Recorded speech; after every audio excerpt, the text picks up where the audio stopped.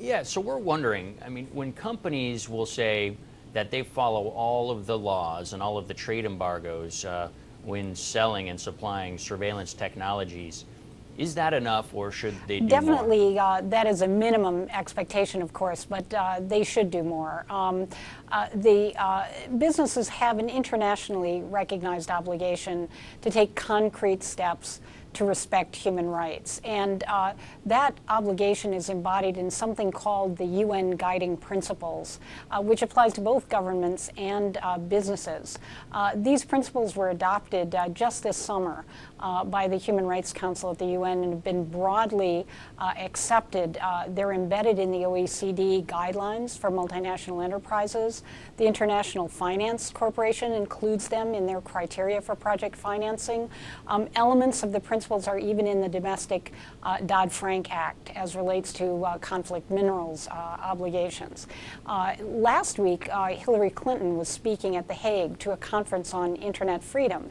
And she said, certainly sanctions are an important tool that governments have in regulating this type of trade, but they're of limited utility. There is only so far these sanctions can go, particularly when, as in many cases, the technology has multiple uses, some of them legitimate and some not so legitimate.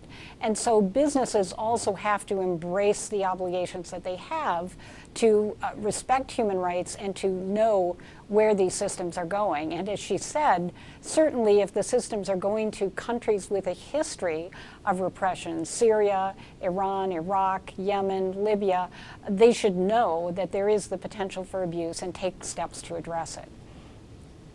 Got it.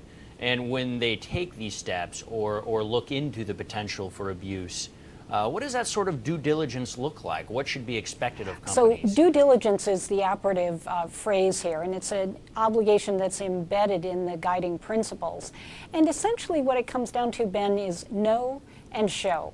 Know the human rights impact of your operations, and then show that you are addressing it and report out to interested stakeholders. So there are sort of four elements of that. One would be, of course, first, that businesses look at the human rights risk that they're encountering in their operations. And then based on that risk, develop a set of policies and practices to address and minimize or eliminate that risk. Thirdly, they need to ensure that those policies are embedded across their operations. So not just legal and compliance, but also purchasing, distribution, sales, and the like across the operations wherever relevant.